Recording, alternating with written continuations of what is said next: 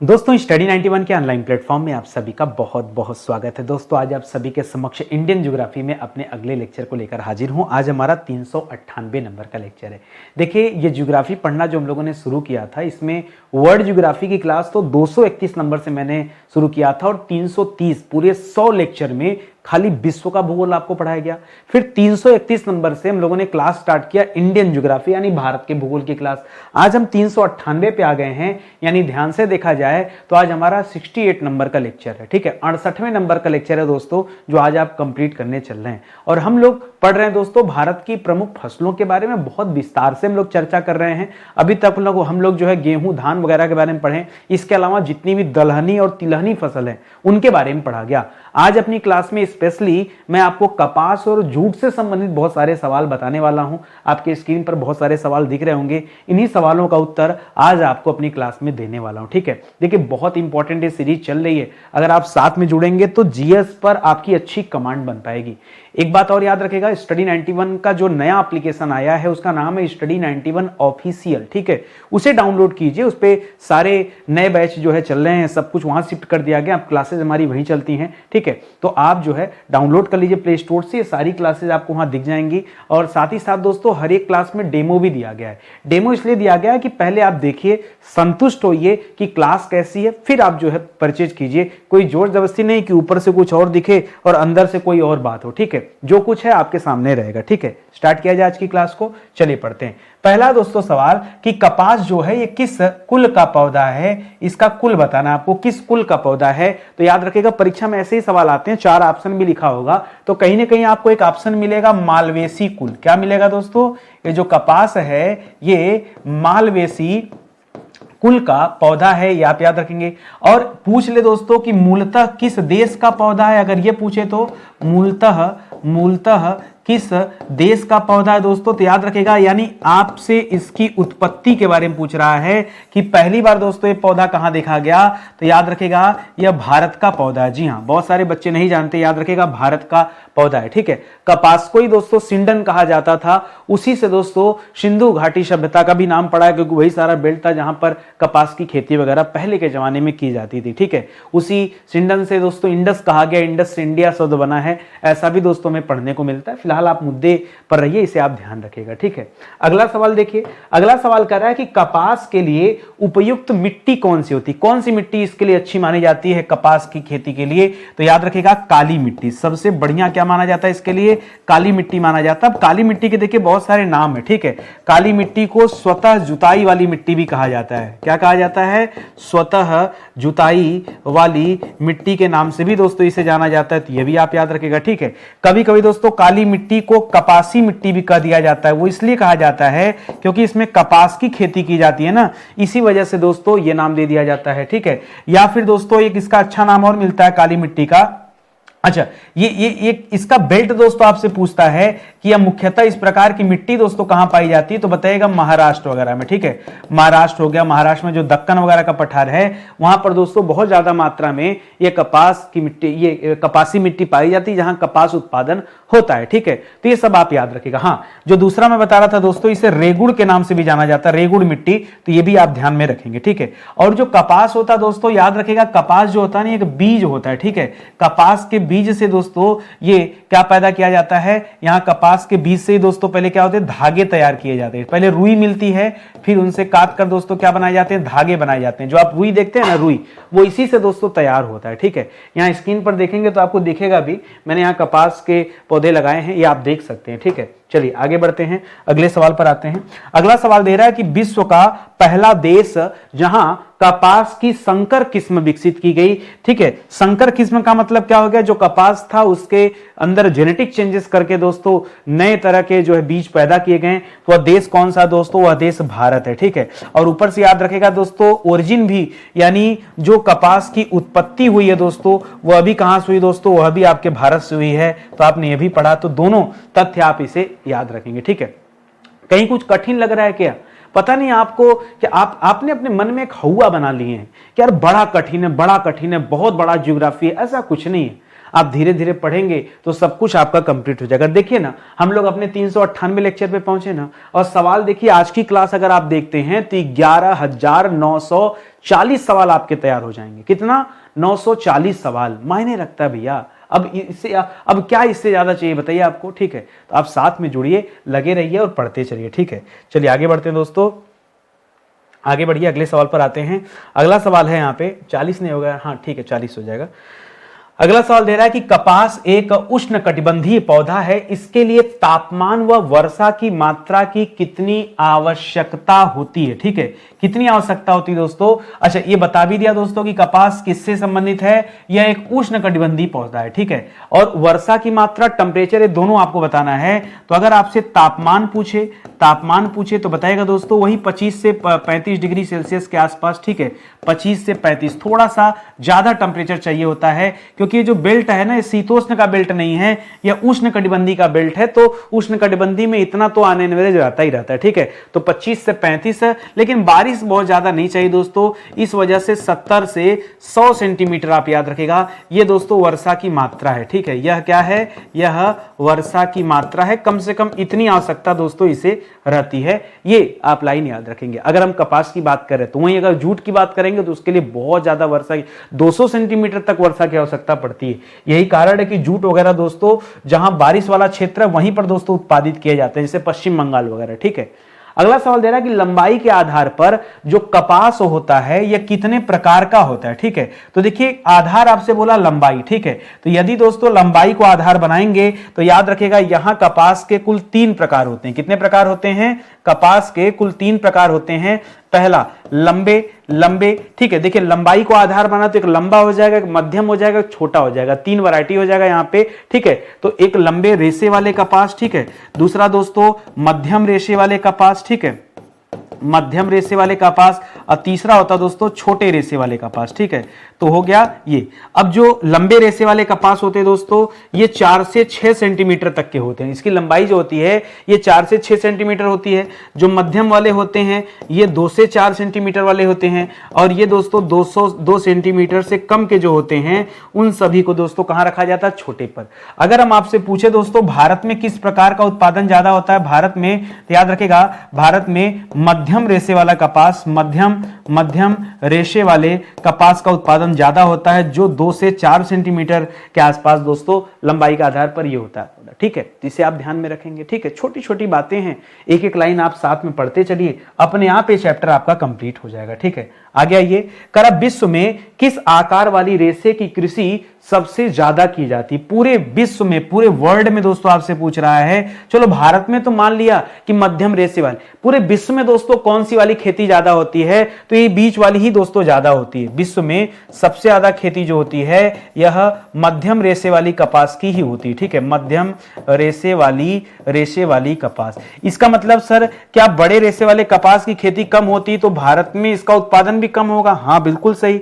तो जरूरत नहीं पड़ता क्या इसका? पड़ता है, तो भारत उसके लिए आयात करता है। ठीक है, दूसरे देशों से मंगाता है, कम प्रोडक्शन कर पाता है भारत, ये भी याद रखेगा। ठीक है, यानी कपास उत्पादन करने के बावजूद भी भारत इस क्षेत्र में आत्मनिर्भर नहीं है कि उसे किसी से लेना तभी पड़ता है। ठीक है, ये आप याद, इतनी बड़ी जनसंख्या है, सबको नया नया शर्ट बुशर्ट और फैशन के आधार पे चीजें बदलती जाती है। अब वो जमाना गया कि जब 1-2 शर्ट पैंट में आप पूरे साल गुजार दीजिए। अब तो क्या होता है, महीने में कपड़े चाहिए। ठीक है, तो भैया उतना उत्पादन होना चाहिए ना, और उसके लिए जो रॉ मटेरियल है वो यही तो रॉ मटेरियल है। ठीक है, तो कहां कुछ होगा। आगे दे रहा दोस्तों, कपास की फसल को उगाने की अनुकूल परिस्थितियां दोस्तों कौन कौन सी हैं? ठीक है, देखिए अगर अनुकूल परिस्थिति की बात करेंगे तो इसमें से एक चीज तो मैंने आपको पहले ही बता दिया कि टेम्परेचर जो होना चाहिए वो 25 से लेकर के 35 डिग्री सेल्सियस के आसपास का एक टेम्परेचर होना चाहिए, ये अपने दिमाग में आप रखिएगा। ठीक है, और दूसरा मैंने आपको वर्षा के लिए भी बता दिया कि वर्षा तो बहुत ज्यादा नहीं,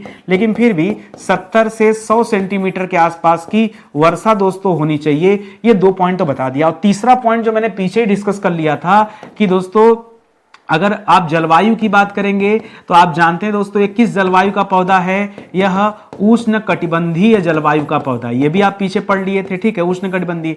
और एक चीज मैं पीछे और आपको बताया जो आप स्किप कर रहे हैं, वो था दोस्तों कि इसके लिए किस प्रकार की मिट्टी दोस्तों आवश्यक है। तो आप जानते हैं कि इसके लिए काली मिट्टी की जरूरत पड़ती है, ठीक है, काली मिट्टी में ही दोस्तों यह पैदा होता है। तो ये कुछ कंडीशन है जो आप पीछे पढ़ लिए थे, ठीक है। तो इससे हमें क्या मिलता है कि टेम्परेचर तो ठीक ठाक ज्यादा चाहिए, लेकिन बारिश बहुत ज्यादा नहीं चाहिए, हल्की वर्षा की जरूरत होगी, ठीक है, धूप ऊप रहना चाहिए। और जो सबसे इंपॉर्टेंट है वो ये दोस्तों कि लगभग 200 दिन तक, ठीक है, 200 दिन तक ओला वृष्टि न हो, ठीक है, ओला वृष्टि न हो, ओला और पाला ये नहीं होना चाहिए लगभग 200 दिनों तक, ठीक है। 200 दिन मतलब 4-6 महीना तक दोस्तों एकदम अगर ओला पाला पड़ा तो इस फसल का सत्यानाश हो जाना है।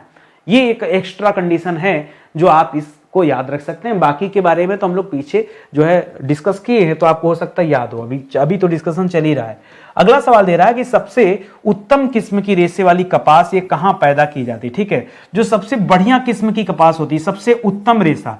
अब आप जानते हैं दोस्तों कि कपास में 3 ही टाइप का तो होता है, या तो बड़े रेशे वालों होगा, या मध्यम रेशा होगा, या छोटे रेशे, वो तो लंबाई के आधार पर। उसी तरह से पूछ रहा है कि सबसे उत्तम किस्म का जो कपास होता है रेशे वाला, वो दोस्तों कहां पैदा किया जाता है। तो आप जान लीजिए, जब ये सवाल पूछे ना तो बताएगा दोस्तों सबसे बढ़िया क्वालिटी का, आपको लग रहा होगा भारत केवल उत्पत्ति करता है, मतलब उत्पत्ति वाला देश है, ठीक है। और सबसे अच्छी वैरायटी की बात करेंगे तो भारत में ऐसा कुछ नहीं, ठीक है। तो याद रखेगा, यहां संयुक्त राज्य अमेरिका का नाम लीजिएगा। सबसे बढ़िया जो क्वालिटी का कपास होता है ना, वो दोस्तों कहां उत्पादित किया जाता है, वो अमेरिका में उत्पादित किया जाता है, सबसे बढ़िया क्वालिटी का, ठीक है। और इसके अलावा दोस्तों नंबर 2 पर आप याद रख सकते हैं, वेस्ट इंडीज देश का नाम सुना है ना, वेस्ट इंडीज, ठीक है, वेस्ट इंडीज, ठीक है, वेस्ट इंडीज का नाम सुना होगा दोस्तों। ये जो देश है दोस्तों, इसका भी नाम याद रखेगा, ये वहीं पे स्थित है, वहीं अमेरिका के पास में। आपने बरमूडा ट्रायंगल का नाम सुना है, एक बरमूडा ट्रायंगल, जहां वो कोई भी जाता है गायब हो जाता है, उसका स्टोरी सुना होगा ना। वहीं पास में वेस्ट इंडीज है, वहीं पास में आपका वो पैट्स ऑफ कैरिबियन वगैरह, ठीक है, वो भी वहीं पे है। और वो चीनी का कटोरा कहते हैं ना क्यूबा को, वो वहीं पे है, ठीक है, वो सब आप याद रखेंगे, ठीक है। तो फ्लोरिडा के ठीक नीचे आप देखेंगे तो अमेरिका और वेस्ट इंडीज दोस्तों याद रखेंगे ये। और यहां पर जो कपास होती है ना, इसकी लंबाई दोस्तों आप याद रखेंगे, इसकी लंबाई 5 सेंटीमीटर से ज्यादा होती है, ठीक है, 5 सेंटीमीटर से क्या होती है, सेंटीमीटर से ज्यादा होती है, इसीलिए हम इसको अच्छे क्वालिटी का कह रहे हैं। और जनरली आप पढ़े दोस्तों, जो लंबे रेशे वाले कपास होते हैं 4 से 6 सेंटीमीटर के आसपास होते हैं, तो इस वजह से दोस्तों इसका नाम आ रहा है। जब आपसे ये पूछे तो इन दोनों देशों का नाम आप याद रखेंगे। करा द्वीपीय कपास दोस्तों ये कहां पैदा किया जाता है, कपास के एक वैरायटी का नाम है द्वीपीय कपास। यह भी दोस्तों आपके संयुक्त राज्य अमेरिका में ही पैदा किया जाता है, ठीक है। तो यहां आप याद रखेंगे संयुक्त राज्य अमेरिका। संयुक्त राज्य अमेरिका कहने से, अब देखिए, या तो हम अमेरिका बोले या उससे लिखे, एक ही बात है, ठीक है। संयुक्त राज्य अमेरिका में ये द्वीपीय कपास होता है। और बाकी ये भी याद रख सकते हैं, नंबर 2 पर आप यही ऊपर वाला लिख लीजिए, वेस्ट इंडीज, ठीक है, वेस्ट इंडीज, ठीक है। यहीं पे दोस्तों क्या होता है, ये द्वीपीय कपास पैदा होता है, तो इसको आप अलग से याद रखेगा, ठीक है। बढ़िया क्वालिटी का कपास वो भी यहीं पे, और द्वीपीय कपास पूछे तो उसके लिए भी जवाब आपको यही देना है, ठीक है।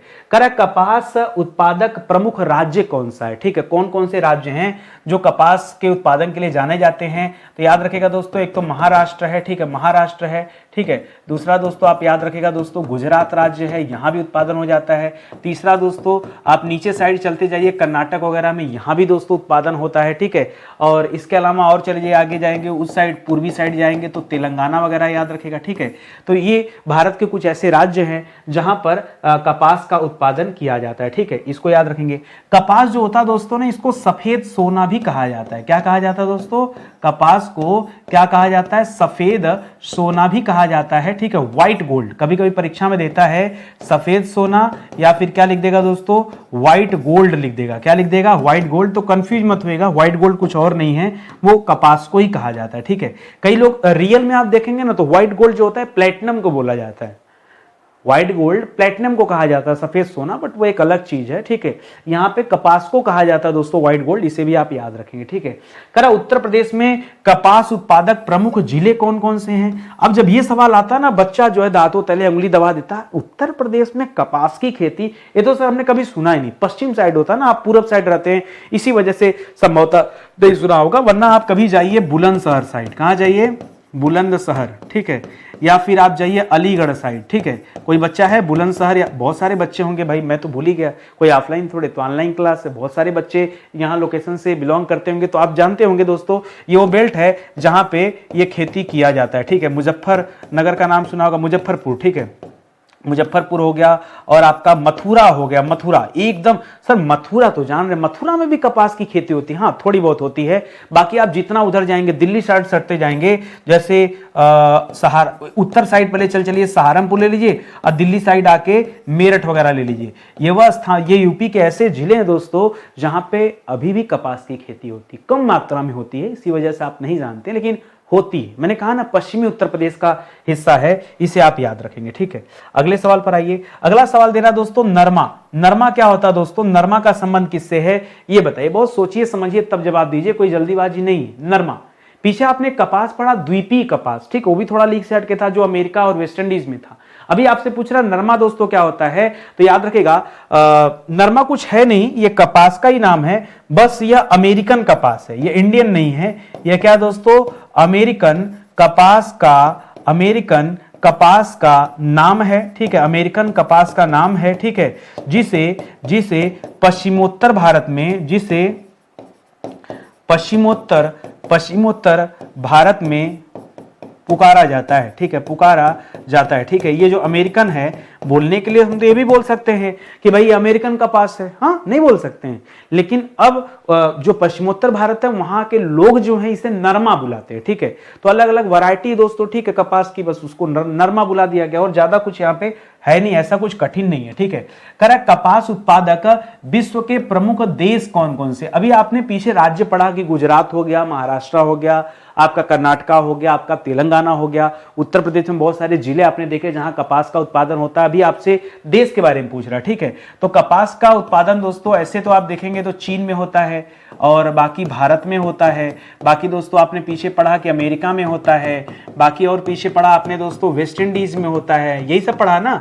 तो जो आपने पीछे पढ़ा सीखा है बस उसको आप नोट करते चले, वेस्ट इंडीज हो गया, ठीक है। या अपने अमेरिका में और अगर कुछ चाहिए जगह तो आप ब्राजील नोट कर लीजिए, अपने आसपास चाहिए तो आप पाकिस्तान नोट कर लीजिए, ठीक है, पाकिस्तान, ठीक है। अरे भाई ये जो सिंधु घाटी सभ्यता थी, ठीक है, पाकिस्तान तक तो विस्तृत थी, तो क्या वहां भारत में होता था, तो क्या वहां अभी नहीं होता होगा, वहां भी होता है, ठीक है। कपास उत्पादन वहां भी होता है, आप याद रखेंगे, ठीक है। करेक्ट। कपास की प्रमुख प्रजातियां दोस्तों कौन कौन सी है, कपास की दोस्तों प्रजातियां कौन कौन सी हैं इसके बारे में बताइए। तो देखिए मुख्य रूप से दो प्रजातियां हैं, एक है दोस्तों भारतीय कपास, एक है भारतीय कपास और दूसरा है अमेरिकन कपास, ठीक है, भारतीय और अमेरिकन। अगर मूल रूप से आप इसे देखेंगे तो ये दो तरह की चीजें होती है, एक भारतीय और एक अमेरिकन, ठीक है। अब अगर इसके अंदर जाएंगे दोस्तों, जैसे भारतीय के अंदर जाएंगे तो यहां पर आप पढ़ेंगे अर्बोरियम, एक टाइप होता है दोस्तों, उस टाइप का नाम क्या है, उस टाइप का नाम है अर्बोरियम। पूछ दे अर्बोरियम कहां होता है, या फिर गाहर बेरियम क्या होता है, ठीक है,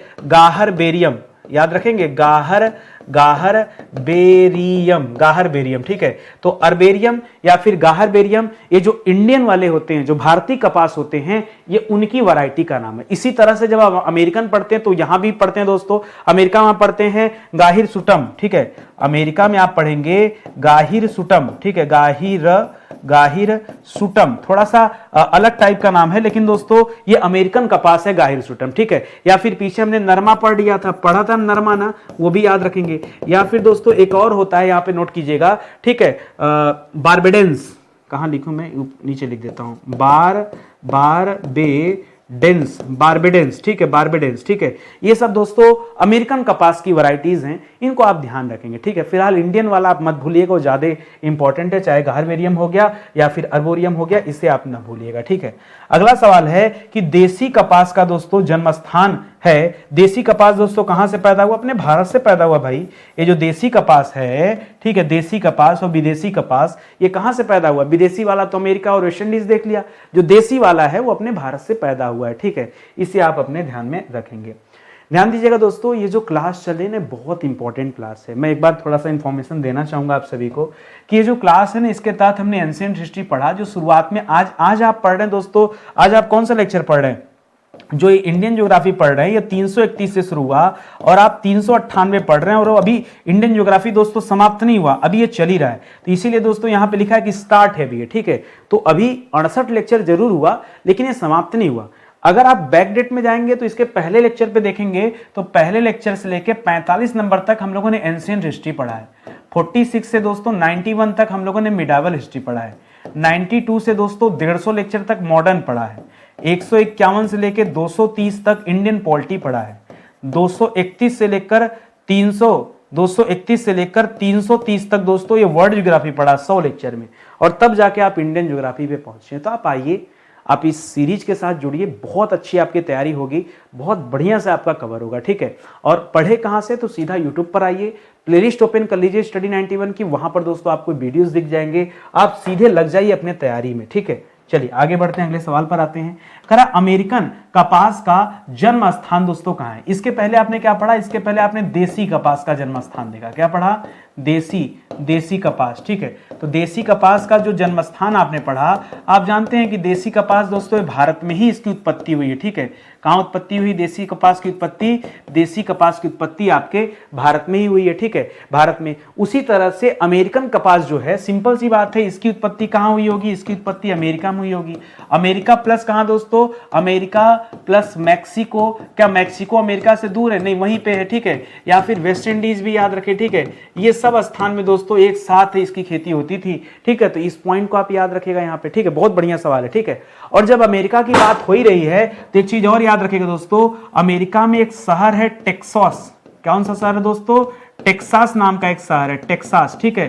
ये जो टेक्सास है दोस्तों, ये कपास उत्पादन के लिए जाना जाता है, ठीक है। तो पूछ सकता है कि अमेरिका का वह कौन सा शहर है जो टेक्सास उत्पादन के लिए जाना जाता है, सॉरी, जो कपास उत्पादन के लिए जाना जाता है, तो कपास टेक्सास, इस तरह से दोस्तों आप याद रखेंगे, ठीक है। आगे बढ़ जाइए।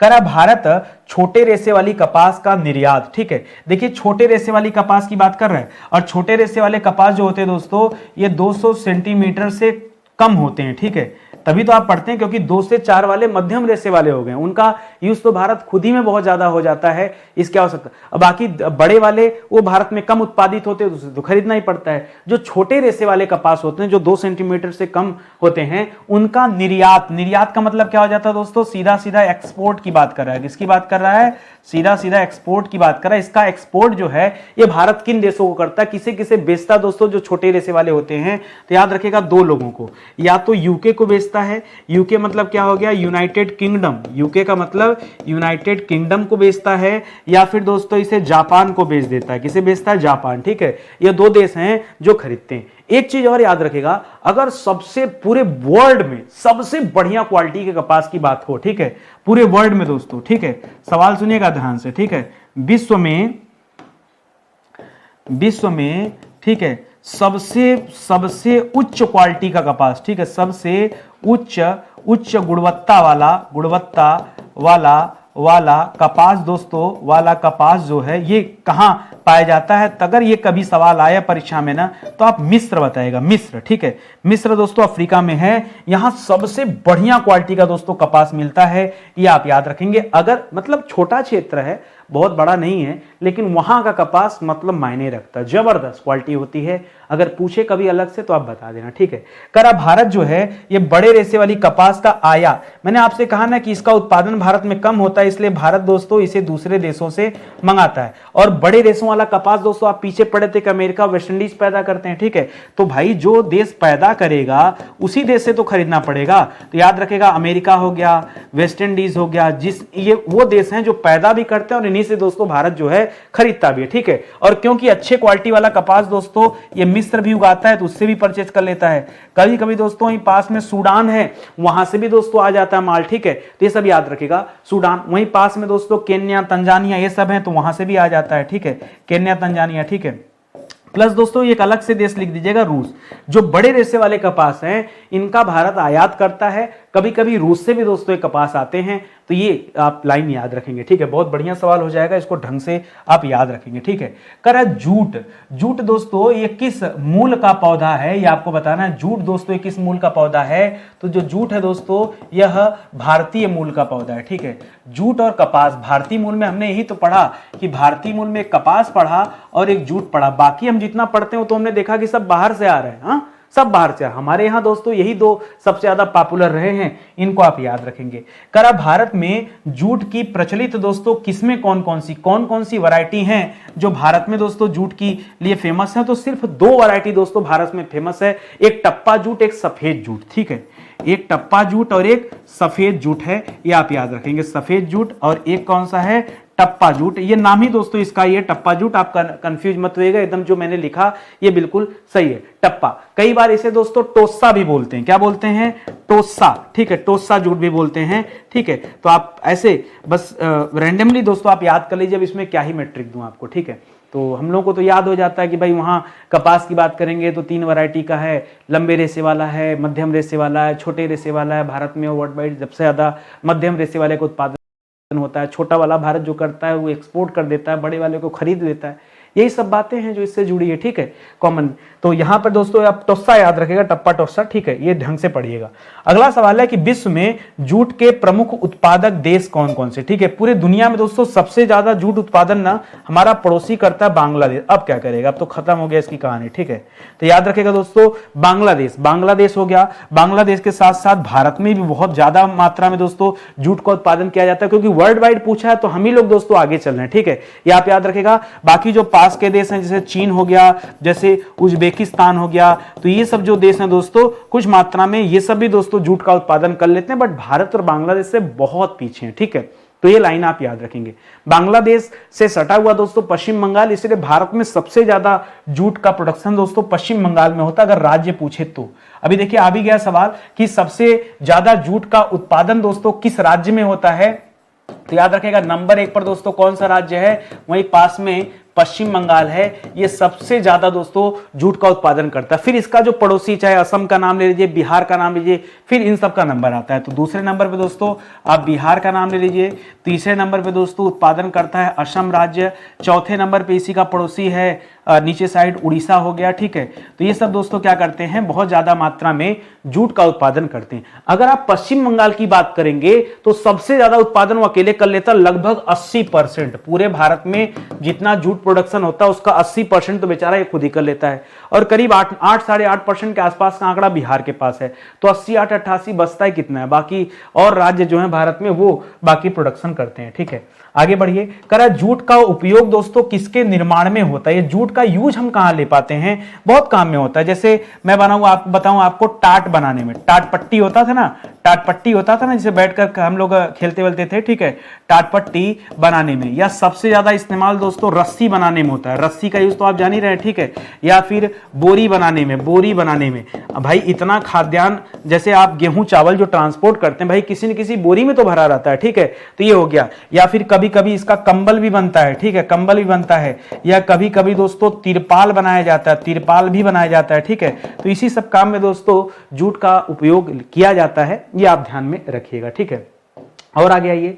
कह रहा जूट उत्पादन की आवश्यक भौगोलिक दशाएं दोस्तों कौन कौन? जैसे भौगोलिक दशा पूछेगा आपके दिमाग में आ जाना चाहिए वही टेम्परेचर, वही वर्षा, और इसके लिए बहुत ज्यादा वर्षा चाहिए। इसके लिए वर्षा 115 से 200 सेंटीमीटर, उड़ जाइए हवा में। ठीक है, और वहां जो हमने पीछे पढ़ा 70 से 100 सेंटीमीटर पढ़ा कपास वाले में। ठीक है, तो जूट का उत्पादन के बारे में अगर पूछे तो टेम्परेचर तो ही रहता है 25 से 35 के आसपास का। अगर तापमान आपको देखना हो यहाँ पे तापमान, तो वो तो दोस्तों लगभग वही रहता है 25 से 35 डिग्री सेल्सियस के आसपास का तापमान। लेकिन वर्षा की मात्रा दोस्तों बहुत मायने रखती है। वर्षा की मात्रा 115 से लेकर 200 सेंटीमीटर तक की आवश्यकता होती है, यानी बहुत ज्यादा मात्रा में दोस्तों जल की आवश्यकता पड़ती है, इसको याद रखेंगे। ठीक है, और एक जो सबसे जरूरी चीज है वो है दोस्तों आर्द्रता। ठीक है, आर्द्रता को दोस्तों ह्यूमिडिटी कहते हैं। ठीक है, ह्यूमिडिटी कहते हैं। आर्द्रता चाहिए दोस्तों 90%। कितनी आर्द्रता चाहिए? आर्द्रता चाहिए 90%। और मिट्टी चाहिए बलुई दोमट। ठीक है, मिट्टी कैसी चाहिए दोस्तों? मिट्टी चाहिए दोस्तों बलुई दोमट मिट्टी। कैसी चाहिए? बलुई दोमट। ठीक है, ये चाहिए दोस्तों। तो जो जैसा कंडीशन वहां काली मिट्टी चाहिए था, यहाँ बलुई दोमट चाहिए। ठीक है, तो इस तरह से आप एक एक बातें आप याद रखेंगे। ठीक है, कंफ्यूज नहीं होना, आपको आराम आराम से सीखना है, एक एक चैप्टर पढ़ना है। अगर आपने कहीं नोट्स नहीं बनाया ना, बना लीजिए नोट्स। इस चैप्टर बहुत इंपॉर्टेंट आपके लिए। ठीक है, आइए आगे बढ़ते हैं। करा उत्तर प्रदेश के प्रमुख जूट उत्पादक जिले दोस्तों कौन से? दोस्तों पीछे हमने कपास के बारे में पढ़ा, एक बार मैं आपको याद दिलाना चाहूंगा। जब हमने दोस्तों कपास के बारे में पढ़ा था और उत्तर प्रदेश के जिलों के बारे में पूछा मैंने आपसे, तो मैंने कहा आप नोट कीजिए कौन कौन सा शहर मैंने बताया था आपको, नोट कीजिए। तब मैंने आपको कहा बुलंदशहर नोट कर लीजिए, बताया था ना बुलंदशहर। अलीगढ़ आपको बताया, अलीगढ़ बताया। पास में मथुरा था उसके बारे में बताया। वहीं पास में दोस्तों सहारनपुर था उसके बारे में बताया, सहारनपुर के बारे में बताया। वहीं पास में मुजफ्फरपुर था दोस्तों उसके बारे में बताया, मुजफ्फरपुर के बारे में बताया। वहीं पास में मेरठ था इसके बारे में बताया। आपसे कहा कि ये उत्तर प्रदेश के वे जिले हैं जहां खास करके पश्चिमी हिस्से में कपास की खेती होती। उसी तरह से जूट की खेती भी दोस्तों उत्तर प्रदेश में होती, बस आपको नहीं पता है तो याद रखिए कि जूट की खेती उत्तर प्रदेश में कहां कहां होती है। एक तो क्षेत्रफल की दृष्टि से दोस्तों बहुत बड़ा है लखीमपुर खीरी, ठीक है, लखीमपुर खीरी है ना बड़ा, ठीक है, तो लखीमपुर खीरी का नाम याद रखेगा। दूसरा दोस्तों लखनऊ से सटा हुआ ये सीतापुर और बहराइच, ठीक है, बहराइच और सीतापुर सटा हुआ में, ठीक है, सीतापुर, ठीक है। सीतापुर में नैमिषारण्य का नाम सुना है, नहीं सुना है? कभी के पूछता है कि नैमिषारण्य तीर्थस्थली दोस्तों कहां पर है, ठीक है, तो याद रखिएगा। वहीं पर दोस्तों बड़ी पौराणिक कथा है कि कितने लाख जो है भगीरथ के पुत्र थे उनको श्राप मिला था, ठीक है, तो बड़ी लंबी चौड़ी कहानी है, पढ़िए उसके बारे में, बहुत शानदार है, ठीक है। कहा जाता है वहीं पर दोस्तों भगवान श्री कृष्ण का सुदर्शन चक्र जो है छिपा हुआ है। करा भारत में जूट को किस उपनाम से जाना जाता है दोस्तों? जिस तरह से आपने कपास के बारे में पढ़ा, कपास को हमने क्या कहा, कपास को हमने कहा कि हम इसे सफेद सोना के नाम से जानते हैं, ये बताया ना।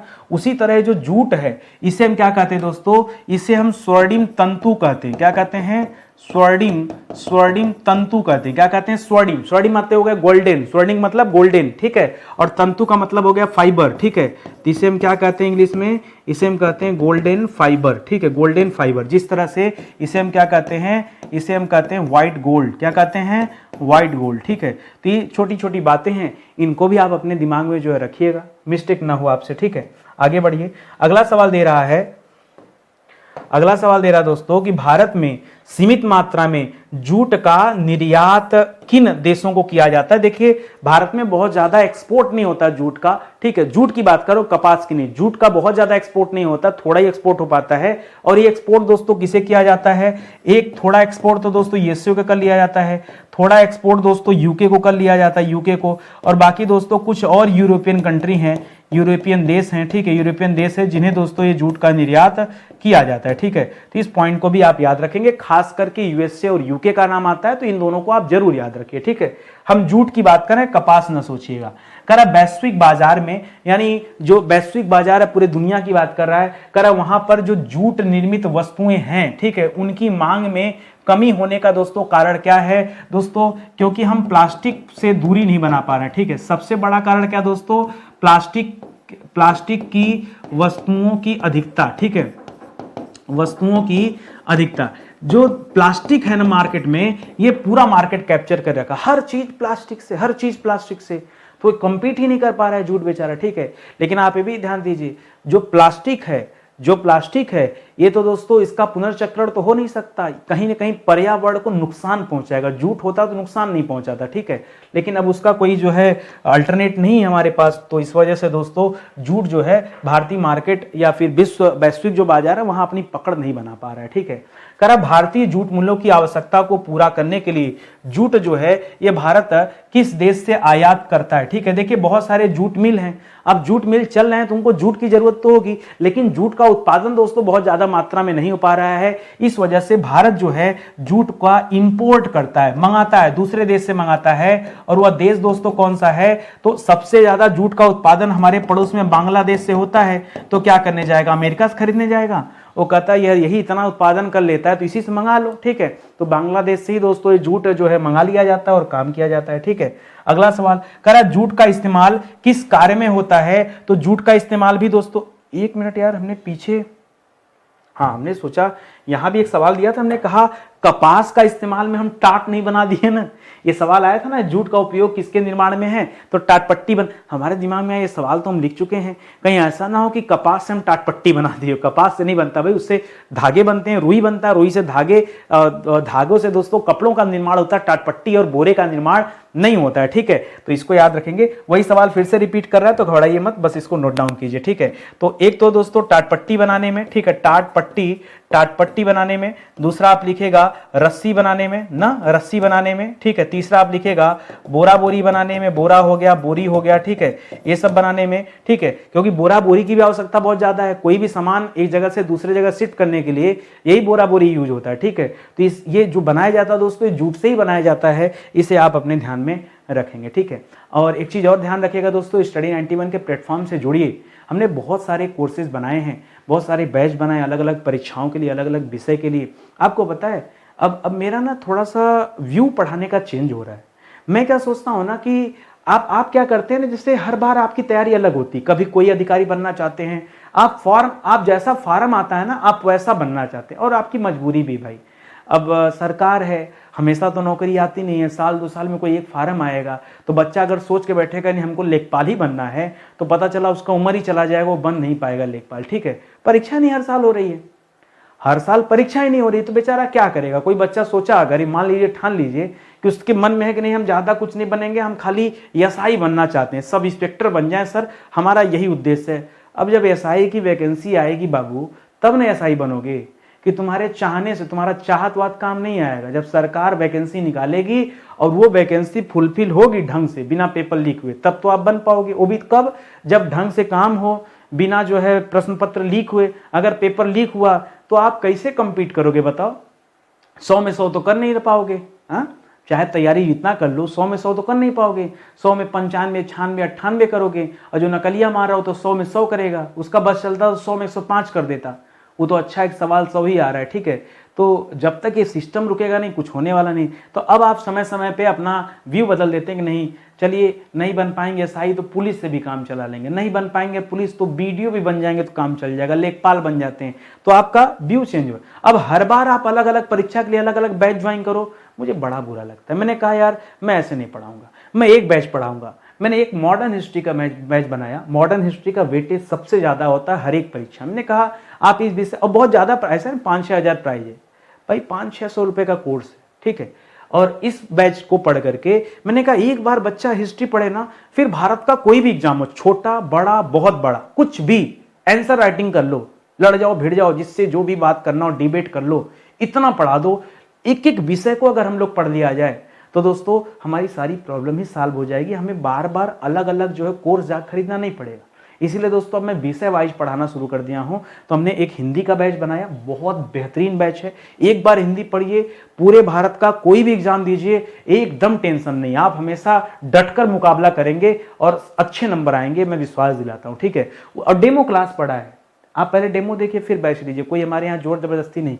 वही काम मैंने मॉडर्न हिस्ट्री में किया, ठीक है। अब दोस्तों हम अगला बैच इंडियन पॉलिटी, भारतीय संविधान का लॉन्च करने वाले हैं। आप पढ़िएगा, ऐसी ऐसी बातें बताऊंगा ना, आप कहोगे सर सही बात तो हमने संविधान आज तक पढ़ा ही नहीं ढंग से। हमारी क्लास में रटना नहीं पड़ता। अगर मास्टर ऐसा हो कि चीजों को रटना पड़े, ठीक है, और भय लगे, तो समझिए उस मास्टर में दम नहीं है, फिर आपको चेंज करने की जरूरत है मास्टर, ठीक है। तो आप आइए साथ में अपनी तैयारी हमारे साथ कीजिए, आपको बेशक अच्छा लगेगा। आज की क्लास फिलहाल ही समाप्त होती है, ठीक है। अच्छा लगा होगा तो लाइक कमेंट शेयर जरूर से कीजिएगा, यही आपसे निवेदन है। बाकी क्या, बाकी सब ईश्वर है, सब ठीक है, ठीक है। बहुत बहुत धन्यवाद आपका। जय हिंद, जय Bharat, thank you so much.